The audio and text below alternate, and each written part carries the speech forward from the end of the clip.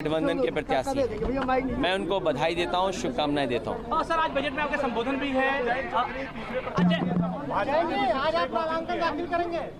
जी बिल्कुल, बहुत बड़ा सम्मान दिया है। मैं अखिलेश जी को धन्यवाद देता हूं, सहयोगी दलों ने जिन्होंने समर्थन दिया है, उत्तर प्रदेश की जनता ने आशीर्वाद दिया है और मेरी पूरी कोशिश रहेगी कि राज्यसभा में सक्रिय तरह से जो उत्तर प्रदेश के विकास के मुद्दे हैं, कहीं भी अत्याचार होता है और जो हमारे साझे मुद्दे हैं उनको उठाएंगे।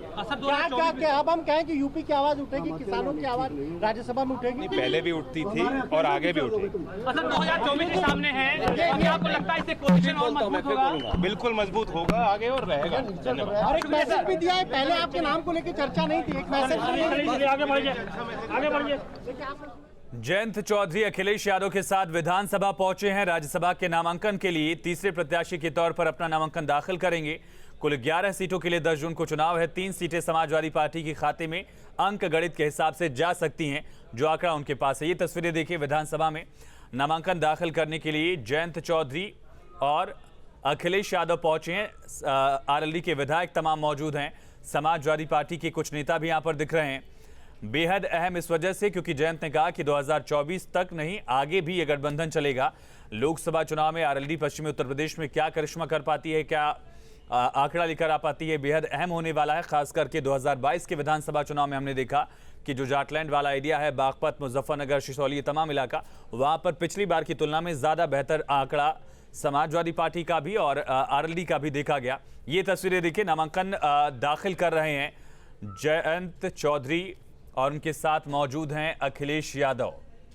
तीसरे प्रत्याशी के तौर पर नामांकन दाखिल किया है जयंत चौधरी ने। 11 सीटों पर 10 जून को चुनाव और 7 सीटें बीजेपी के खाते में, 3 सीटें समाजवादी पार्टी के खाते में। अंक गणित के हिसाब से फिलहाल जितने विधायक हैं उस हिसाब से, हालांकि बीजेपी 8वां उम्मीदवार भी घोषित करेगी, इसकी संभावना ज़्यादा दिख रही है।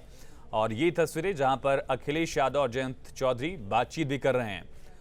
तो राज्यसभा के लिए 3 दशक बाद दरअसल ये मौका आएगा जब आरएलडी का कोई मेंबर राज्यसभा पहुंचेगा। अपने आप में ये एक बड़ा मौका आरएलडी के लिए भी है, क्योंकि लगातार हमने देखा किस तरह से सिमटती हुई पार्टी दिख रही थी। पिछली बार 2017 के चुनाव में सिर्फ एक सीट छपरौली, जो कि चौधरी चरण सिंह की सीट हुआ करती थी, वहां तक सिमट गई थी। लेकिन इस बार विधानसभा चुनाव में आंकड़ा 8 के करीब पहुंचा और अब तमाम फॉर्मेलिटीज जो हैं वो जयंत चौधरी पूरा कर रहे हैं। समाजवादी पार्टी जानती है कि पश्चिमी उत्तर प्रदेश में उसका काडर उतना मजबूत नहीं है और जाट बिरादरी में, जाट वोटर्स में पकड़ आरएलडी की मजबूत है। और इसके साथ साथ जिस तरह से लगातार चुनाव दर चुनाव समाजवादी पार्टी से उसके तमाम सहयोगी दल छटके हैं, इस वजह से भी समाजवादी पार्टी आरएलडी को साथ लेकर चलना चाहती है। संवाददाता अविनाश सिंह हमारे साथ कनेक्ट है। अविनाश, क्या जानकारी? नामांकन दाखिल करें जयंत? बिल्कुल, देखिए थोड़ी देर पहले अखिलेश यादव के साथ जयंत चौधरी टंडन हॉल में पहुंचे हैं और जो प्रक्रिया होती है, जो फॉर्मेलिटी होती है नामांकन की, उसे यहाँ पर पूरा किया जा रहा है। हालांकि साथ में जो आरएलडी के तमाम विधायक हैं वो भी जयंत चौधरी के साथ मौजूद हैं। सपा के कई विधायक हैं। देखा जाए तो इससे पहले सपा के 2 प्रत्याशियों ने अपना पर्चा दाखिल कर दिया था, जिसमें जावेद अली और कपिल सिब्बल का नाम शामिल था। हालांकि उसके बाद सपा ने अपने तीसरे कैंडिडेट के रूप में जयंत चौधरी का नाम घोषित किया और अब जयंत चौधरी यहाँ पर पहुंचे हैं और थोड़ी ही देर में नामांकन की प्रक्रिया पूरी हो जाएगी। कितना अहम ये नामांकन करना और जयंत का राज्यसभा जाना, अविनाश? देखिए, सपा की तरफ से जयंत चौधरी का नाम राज्यसभा के लिए पहले से चल रहा था। हालांकि जब सपा ने अपने 2 उम्मीदवारों का नाम घोषित किया। अविनाश, सुन पा रहे हैं आप हमें? चलिए रिकनेक्ट करेंगे। ये तस्वीर आप देख रहे हैं, जयंत चौधरी फिलहाल नामांकन दाखिल कर रहे हैं। 3 उम्मीदवार, पहले उम्मीदवार के तौर पर कपिल सिब्बल ने एक सरप्राइज दिया। समाजवादी पार्टी ने कपिल सिब्बल को राज्यसभा के लिए उम्मीदवार बनाया गया और दूसरे उम्मीदवार जावेद अली खान, जो पहले भी राज्यसभा उम्मीदवार रह चुके, राज्यसभा सांसद रह चुके हैं, उनको एक बार फिर से मौका दिया गया है समाजवादी पार्टी की तरफ से। और तीसरे उम्मीदवार के तौर पर जयंत चौधरी यहाँ पर नामांकन दाखिल कर रहे हैं। हालांकि चर्चा डिंपल यादव की जा रही थी, लेकिन अगर डिंपल यादव जाती तो यकीनन बीजेपी को एक बड़ा मौका मिलता समाजवादी पार्टी पर हमला करने का। परिवारवाद का मुद्दा एक बार फिर से बीजेपी उठाती, लेकिन सहयोगी दलों को तरजीह देने की कोशिश अखिलेश यादव ने जयंत चौधरी के जरिए की है। हालांकि अब तक बीजेपी की तरफ से किसी भी सहयोगी दल के प्रत्याशी को सपोर्ट नहीं किया गया राज्यसभा के लिए। ये तस्वीरें देखिए, जब नामांकन दाखिल कर चुके हैं जयंत चौधरी। 10 जून को मतदान होगा। बीजेपी ने भी कल 6 सीटों पर 6 उम्मीदवारों का ऐलान किया। दरअसल 2 और ये देखिए बातचीत चल रही है। अखिलेश यादव ने आरएलडी के तमाम सदस्यों से भी, विधायकों से भी यहाँ पर मुलाकात की है और आगे बढ़ते हुए जयंत चौधरी और अखिलेश यादव। बाईं तरफ की जो तस्वीर देख रहे हैं, कपिल सिब्बल जब अचानक विधानसभा पहुंचे थे रामगोपाल यादव और अखिलेश यादव के साथ उन्होंने नामांकन दाखिल किया था, तो 2 बड़े नाम और जावेद अली खां का भी बड़ा नाम, एक बड़े नेता रहे हैं मुसलमानों के, एक बार फिर से राज्यसभा समाजवादी पार्टी भेज रही है। तो 3 प्रत्याशी, समाजवादी पार्टी के तमाम प्रत्याशियों ने नामांकन दाखिल कर दिया है। बीजेपी के जो कैंडिडेट्स हैं वो कल अपना नामांकन दाखिल कर सकते हैं। 6 उम्मीदवारों के नामों का ऐलान बीजेपी ने अब तक कर दिया है। 2 और उम्मीदवारों का ऐलान जो है वो बीजेपी की तरफ से जल्द किया जा सकता है। अखिलेश यहाँ से रवाना हो रहे हैं, नामांकन दाखिल कर लिया है। अखिलेश यादव के साथ जयंत चौधरी यहाँ पर पहुंचे थे और ये पूरी कवायद जो है उन्होंने पूरी की। संयुक्त प्रत्याशी हैं, चूंकि आरएलडी के पास पूरा आंकड़ा नहीं है, इस वजह से समाजवादी पार्टी के जो विधायक हैं वो समर्थन देंगे।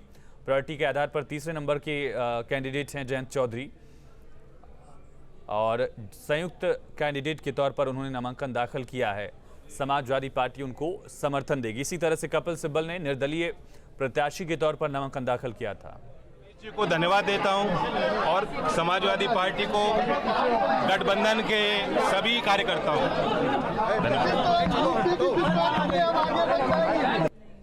तो धन्यवाद दिया है अखिलेश यादव का समाजवादी पार्टी के कार्यकर्ताओं का समर्थन के लिए जयंत चौधरी ने। हालांकि लगातार 2014 में चुनाव में शिकस्त झेलनी पड़ी। ने, समाजवादी पार्टी ने और गठबंधन के सभी सहयोगी दलों ने दिया है, वह हमेशा याद रहेगा। मैं धन्यवाद देना चाहता हूं।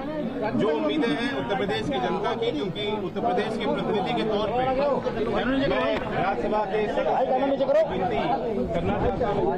जो यहाँ के मुद्दे हैं, जो यहाँ के किसानों के मुद्दे हैं, जो नौजवानों के मुद्दे हैं, जो हमारे साझे मुद्दे हैं, पुरजोर तरीके से उनको उठाने का प्रयास।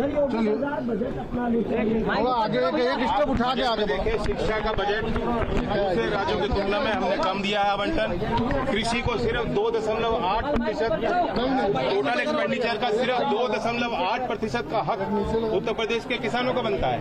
तो ये चीजें हैं। दिखावा तो बहुत बड़ा होगा और एक आंकड़ों के मकर जाल में, एक प्रचार के मकर जाल में लोगों को बताया जाएगा कि बेहतरीन बजट है, लेकिन वास्तविक तौर पर जो बुनियाद है, जो प्रदेश की जड़ें हैं, शिक्षा, किसान, ग्रामीण विकास, तीनों ही विषयों पर हम पिछड़ रहे हैं। चलिए। तो जयंत चौधरी को सुन रहे थे। नामांकन दाखिल करने के बाद समाजवादी पार्टी अध्यक्ष अखिलेश यादव का शुक्रिया किया है, समाजवादी पार्टी के विधायकों का शुक्रिया अदा किया। लेकिन जब बजट सत्र को लेकर सवाल पूछा गया तो बजट सत्र के मुद्दे पर सरकार पर हमलावर भी हुए। शिक्षा के क्षेत्र में जो बजट आवंटित किया जा रहा है उसको लेकर सवाल है, किसानों के मुद्दे को लेकर सवाल है और कहा कि पुरजोर तरीके से राज्यसभा में तमाम मुद्दे अखिलेश यादव उठाएंगे, माफ कीजिए जयंत चौधरी उठाएंगे, ये उनकी तरफ से कहा गया है। राज्यसभा के लिए जयंत चौधरी ने नामांकन दाखिल किया और ये तस्वीरें जो जावेद अली खान ने जब नामांकन दाखिल किया था।